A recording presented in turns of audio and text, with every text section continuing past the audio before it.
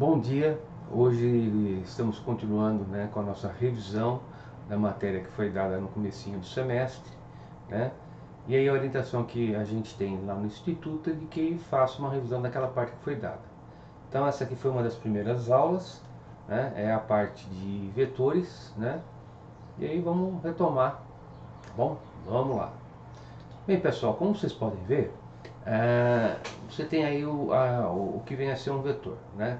Então o vetor ele tem ali 4 componentes. Então você tem lá a direção e o sentido, que dá a orientação espacial, tem a intensidade e a unidade, ou o módulo e a unidade, que dá a intensidade. Tá? Para que você usa o vetor? Para representar uma grandeza física vetorial, que é aquela grandeza que você tem que ter, além de um valor numérico, tem que ter também uma orientação espacial. Outro tipo de grandeza que existe é a escalar, na qual você não precisa ter direção e sentido. Massa, tempo, basta um número e a unidade que você define corretamente a grandeza. Tá? Então, você tem aí o vetor. Note que o nome do vetor ele é dado por uma letra maiúscula com uma flechinha em cima. Né? Então aí no caso você tem aí o vetor A. Né? A escrito com uma flechinha em cima. Agora se você fosse escrever, por exemplo, a força peso P, esse P tem também a flechinha em cima. Deixa eu até escrever e mostrar para vocês isso aí. Tá? Então, por exemplo, vamos lá, deixa eu ver se eu tenho aqui, consigo. Então, por exemplo, eu tenho aqui, né, o peso P, tá? Agora, quando eu escrevo, né, por exemplo, peso, né, entre barras, o peso P, então aqui é a intensidade do peso, não é mais o peso. Ali em cima, o que você tem é o vetor. Isso é o vetor, tá? Isso aqui é a intensidade, tá? Você pode escrever desse jeito ou simplesmente o nome sem a flechinha, P, tá? É a mesma coisa, aí é o valor, tá bom? Então você está escrevendo um relatório, você está colocando lá o peso P, esse P, né, tem a flechinha em cima, tá bom? Bem, vamos continuar com a nossa... Bem, você define o que se chama de vetor unitário. Então você vai pegar o sistema de eixos, então lá no eixo X você define um vetor que tem uma unidade na direção do eixo X, é o vetor izinho. O vetor que tem uma unidade na direção do eixo Y vai ser o vetor J. Se estiver trabalhando em 3 dimensões, o que tem uma unidade na direção do eixo Z vai ser o vetor K. Qualquer vetor no espaço, então, vai ser representado com uma soma de I, J, K. Então, veja que no desenho que você tem, né? Aqui, ó, o vetor V é AI mais BJ mais CK, né? Então, daria aqui, ó, componente no eixo X, aqui você tem a componente no eixo Y e aqui a componente no eixo Z. Então, somando essas 3 componentes, você vai achar o vetor V, tá? Bem, além disso, né, como é que você soma vetores? Então, não sei se vocês estão lembrados, lá no primeiro ano, né, o que a gente usava era a regra da linha poligonal. Né? O que dizia a regra da linha poligonal? Né? Deixa eu até mostrar aqui para vocês, rapidão. Né? Vou fazer aqui na luz. Né? Vocês estão lembrados da conversa do primeiro ano? Você tinha o quê? Você tinha o vetor resultante, aquele vetor que substitui, né, os vetores envolvidos, né? Deixa eu fazer aqui. Então, por exemplo, você tem aqui deslocamento. O cara está nessa posição e vai até essa posição final, passando por aqui. Então, aqui você tinha o primeiro deslocamento, aqui você tinha o segundo deslocamento, né? Então, quem que é o vetor resultante? É aquele que substitui esses dois e provocaria o mesmo efeito. Então, seria esse carinha aqui, né? Esse seria o deslocamento resultante. Tá. Qual que é a regra que a gente tem? Você emenda os vetores colocando a extremidade de um na origem do outro. E assim você liga sucessivamente até o último. Aí, por fim, você liga do primeiro para o último. Então, aqui está exemplificado, né, o que a gente chama de regra da linha poligonal. Que você vai emendando os vetores, colocando a cabecinha de um no rabinho do outro. E assim sucessivamente até o último. E aí liga o rabinho do primeiro, né, na cabecinha do último. Tá? Agora, tem uma outra regra, que é a regra do paralelogramo. Então, o que é a regra do paralelogramo? Você vai pegar os vetores, né? Deixa eu apagar aqui para aproveitar. Então, você tem aqui, ó, esse vetor, vamos imaginar que é uma força, F1. Aqui você tem uma outra força aplicada nesse objeto, F2. Né? Então, pegando aquela noção de que força é um empurrão. Então, está aqui o objeto e recebeu 2 empurrões. E você quer substituir esses 2 empurrões por um único que provoque o mesmo efeito. Então, qual que seria essa força? Você prolonga aqui, na verdade você passa por aqui uma linha paralela a essa, por aqui uma linha paralela a esse outro vetor. E aqui você tem a força resultante. Então, essa é outra regra, né, para adição de vetores, regra do paralelogramo.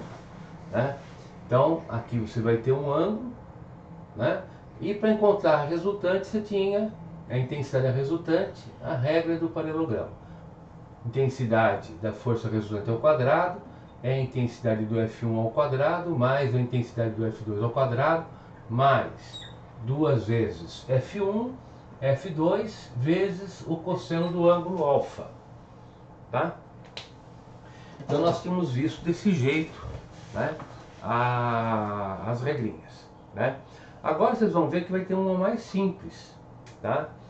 Porque a gente vai usar uma notação algébrica um pouquinho mais chata, mas se você olhar, reparar bem, é mais fácil do que ficar fazendo isso. Tá? Então tá ali, né? Você tem um vetor A, tem o vetor B, tem as componentes dele, né? E aí você vai somar o vetor A com o vetor B. Né? Repare que o vetor soma, né, ele é dado pela soma das componentes. Então, o vetor A tem a componente no eixo x, y e z. O vetor B é a mesma coisa.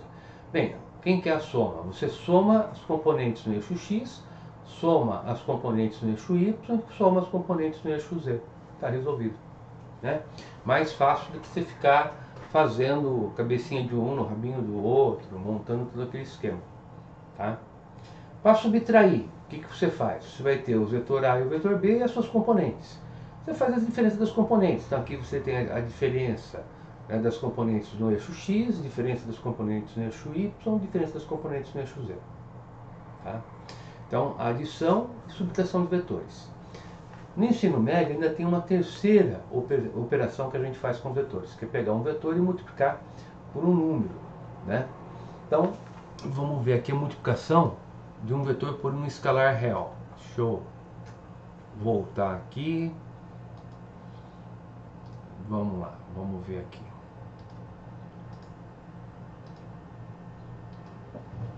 Então, por exemplo, você tem lá, né, o tal do vetor V, que é, né, o AI mais BJ mais CK. Tá? E ele quer saber quem que é o vetor W, que é alfa V. Tá? Então, o vetor W, né, ele vai ser alfa que multiplica AI mais BJ mais CK. Tá? Então, como que você faz? Você pega e aplica aqui a propriedade distributiva, olha.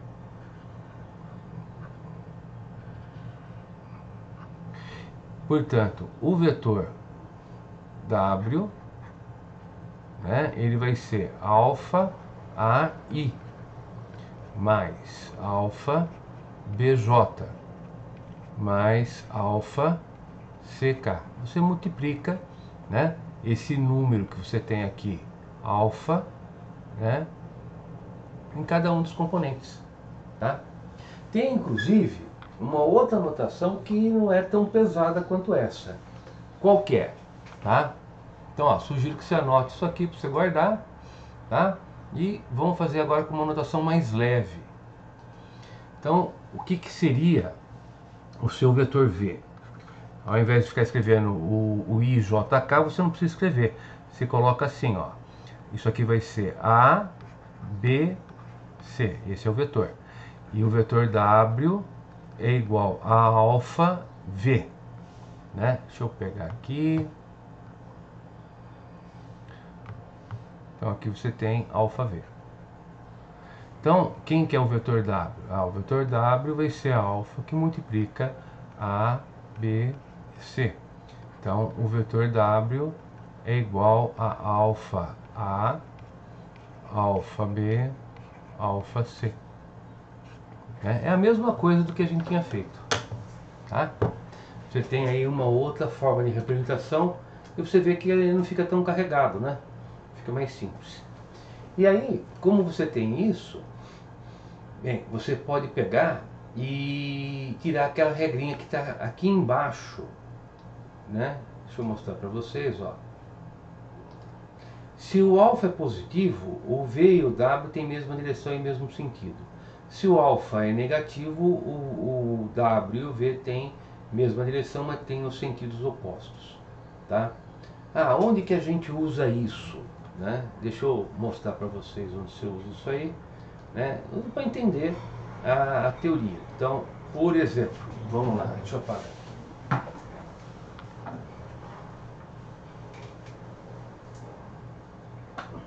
Então, você tem, por exemplo, quem que é peso?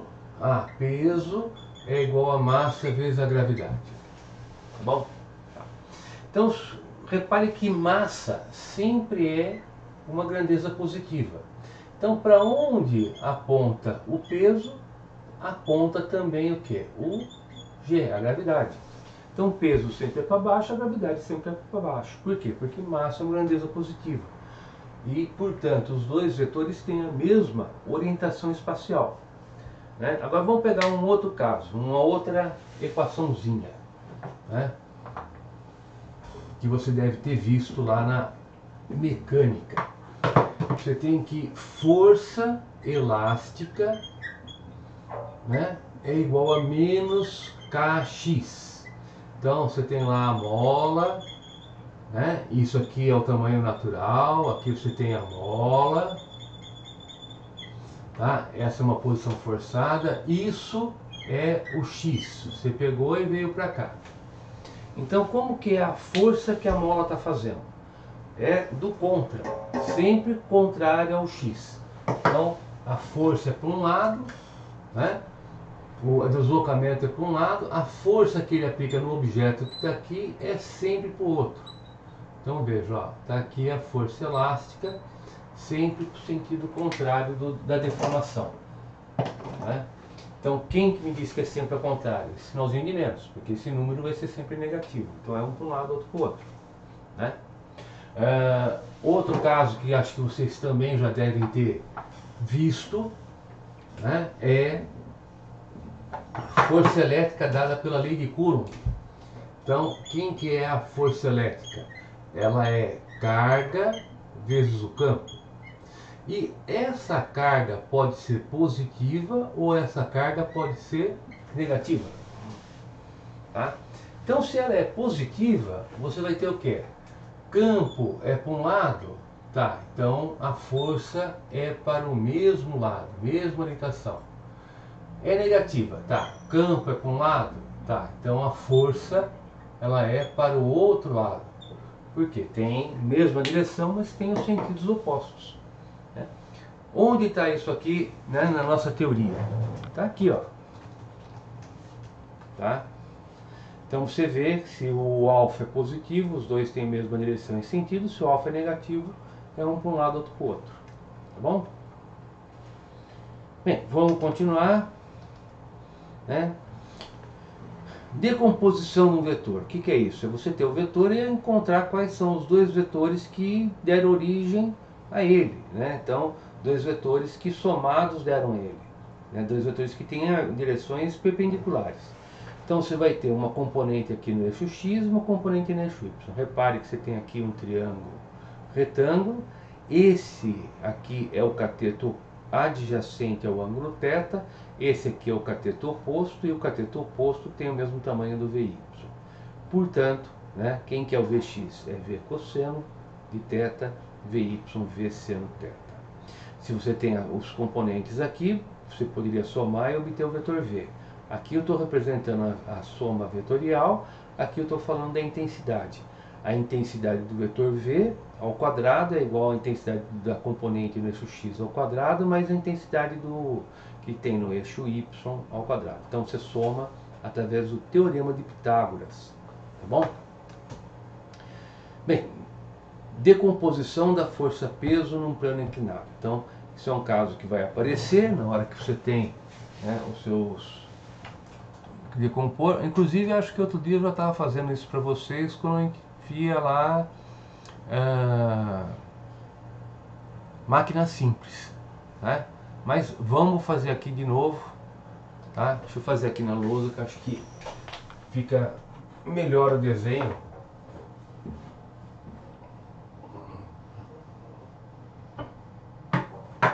Então, o que você tem, né? Você tem aqui plano inclinado, aqui está o objeto, aqui você tem, né, o ângulo θ. Aqui está a força-peso, tá? Esse é um eixo perpendicular à superfície, esse um eixo paralelo à superfície. E a gente vai projetar, tá? Bem, aqui você tem uma componente que a gente chama de PY e aqui a componente PX. Para você conseguir decompor isso aí, você precisa saber onde está o ângulo θ aqui, né? Então vamos lá, vamos achar o ângulo θ. Ó, eu tenho aqui, peguei o preto. Vou prolongar essa linha, vou prolongar essa aqui também. Aqui o ângulo é reto, então esse aqui é 90 menos θ. Tá? Aqui é 90 menos θ, prolongo aqui o peso, né? Então aqui vai ser θ. Então o θ está entre o PY e o P. O PY é o cateto adjacente. Então, o cateto adjacente lembra o quê? Lembra o cosseno. Repare que esse cara aqui é o cateto oposto e ele é igual ao PX, né? Então o cateto oposto lembra seno. Então PY é o P cosseno de θ e o PX é P seno θ, tá? Sugestão: começa o desenho do zero e acha o ângulo θ aqui. Se você conseguir achar, você consegue decompor, né?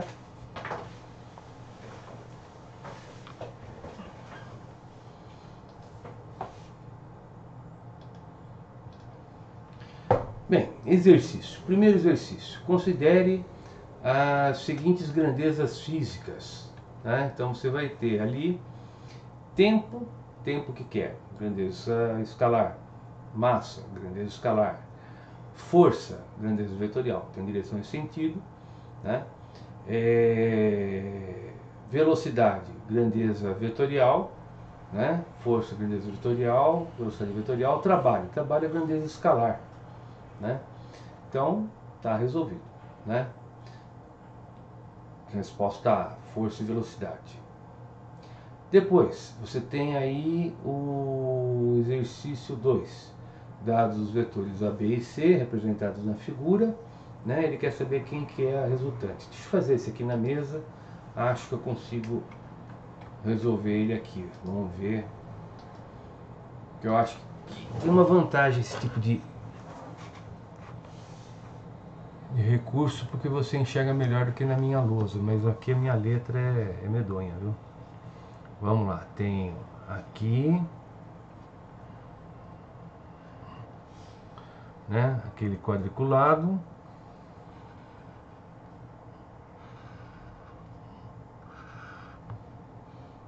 De fato fica difícil. tá? Bem, vamos lá, né? Bem, pessoal, você tem lá o vetor A. O vetor A tem 3 quadradinhos, né, para esquerda. Então esse seria, né, o vetor A. Depois, né, você tem o... deixa eu passar aqui para vocês que vocês não estão vendo.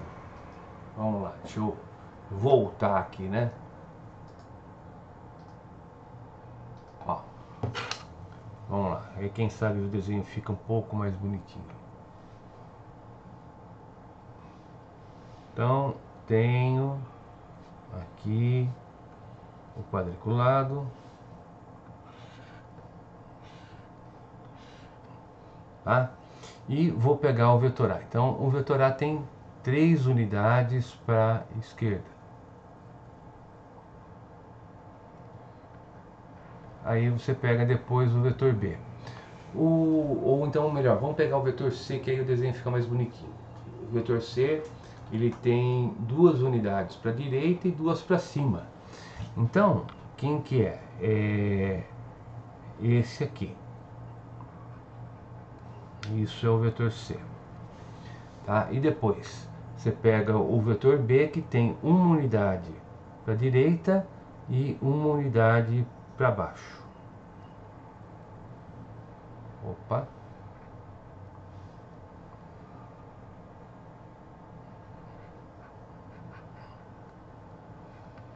Então, quem que é o vetor resultante? O vetor resultante, né, é aquele vetor que vai daqui para cá, né? Então, isso seria o vetor soma. Como você pode perceber, ele tem uma unidade para cima, tá? Então, né, na hora que você vai escolher aí a resposta, tá? Você tem aqui a resposta A, né? Uma unidade. Uma outra maneira que você tem de fazer o mesmo exercício é usando o que a gente tinha acabado de ver, né, daqueles vetores I e J. Então vamos fazer de um outro jeito, né? Então ó, aqui eu fiz o que? Eu fiz a regra da linha poligonal que você tinha visto lá no primeiro ano. Então agora eu vou usar os vetores Izinho e J, tá? Então vamos lá. Ó, tenho que o vetor A, ele tem 3 unidades para a esquerda. Tenho que o vetor B, ele tem 1 unidade para a direita e 1 unidade para baixo. Já o vetor C, ele tem 2 unidades para a direita e 2 unidades para cima. Então, quando você vai fazer a soma, né, deixa eu ver se eu consigo agora desenhar reto essa linha.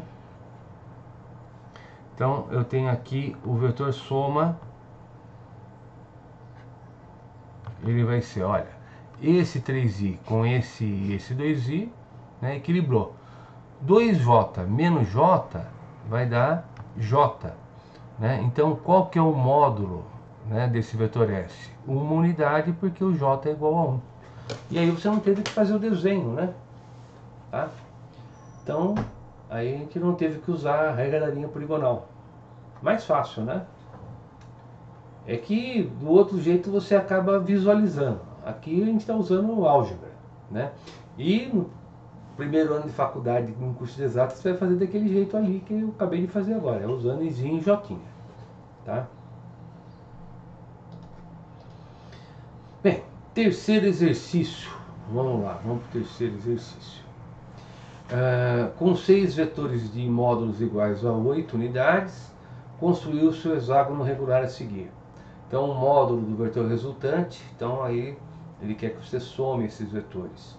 Esse aí não dá para fazer na nossa mesinha ali, porque eu não vou conseguir fazer o desenho. Vamos para a nossa lousa mesmo, porque não tem jeito, gente. Melhor ali que ali eu consigo desenhar.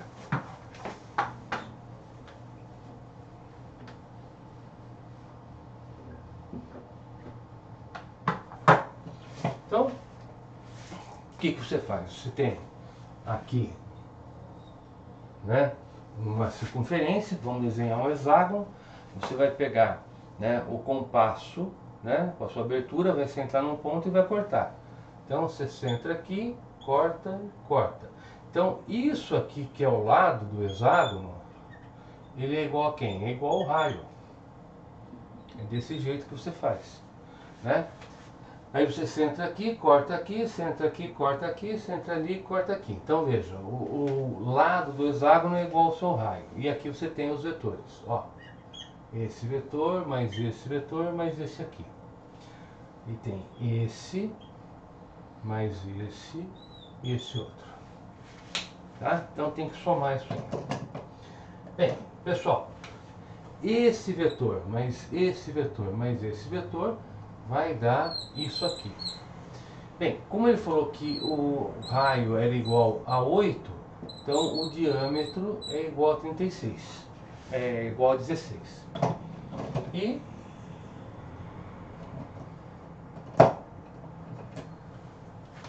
esse mais esse outro vai dar um outro vetor que também é igual àquele outro primeiro ali. Então vai dar mais 16. Na hora que você soma esses dois, né, vai dar quanto? 32 unidades. Perfeito. Tá? Então você soma os três de cima, encontra aquele lá, soma os três de baixo, encontra o vetor igual, e aí a soma, soma os dois, está resolvido, né? Então só voltando aqui, né, você vai ter, né, 32 como resposta, tá bom? Bem, vamos voltar então para o nosso exercício aqui. Num bairro onde todos os quarteirões são quadrados e as ruas paralelas, né, e distam 100 metros uma da outra, um transeunte faz o percurso do ponto P ao ponto Q. Ele quer saber qual é o deslocamento total, né? Então vamos lá, vamos fazer o desenho. Esse aí acho que é mais simples, eu consigo fazer aqui na nossa mesa. Então, vamos lá.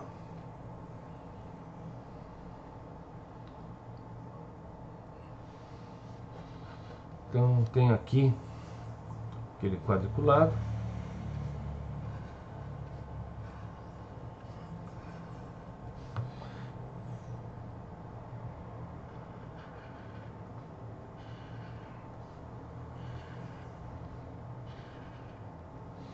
E agora eu vou desenhar, né, o caminho. Então ele começa aqui nesse ponto, esse é o ponto P, e ele vai até aqui que é o ponto Q. Bem, gente, então isso aqui é a primeira parte do deslocamento. Aí depois você vai ter esse, aí esse, e termina aqui, tá?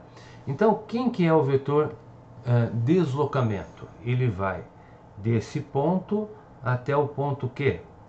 Então ele vai desse ponto, né, até o ponto Q. Tá? Então isso aqui seria, né, o deslocamento total.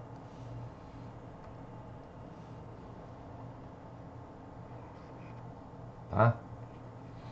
Bem, repare que o caminho é esse que está marcado em vermelho, mas poderia ser qualquer outro, desde que começasse nesse ponto e terminasse nesse ponto, tá? Não importa o caminho, o que importa é o ponto inicial e o final, né? Mas vamos melhorar o nosso desenho, né? Senão fica um negócio medonho aí. Então, como que eu vou encontrar o tamanho desse vetor D, né? Repare que aqui você tem esses quadradinhos e isso aqui corresponde a quanto? 300 metros. E tem esses outros e isso corresponde a quanto? 400. Então é só usar o teorema de Pitágoras. D ao quadrado é igual a 300 ao quadrado mais 400 ao quadrado. Então D ao quadrado, aqui você vai ter 9.000 mais 160 mil, aqui na verdade é 90 mil. Então, D ao quadrado é igual a 250 mil, D igual a 500. Na verdade, 500 é a intensidade dele. Tá? Na verdade, isso aí é um triângulo que é semelhante ao triângulo 3, 4, 5. Né? Então, você nem precisaria estar fazendo tudo isso aí.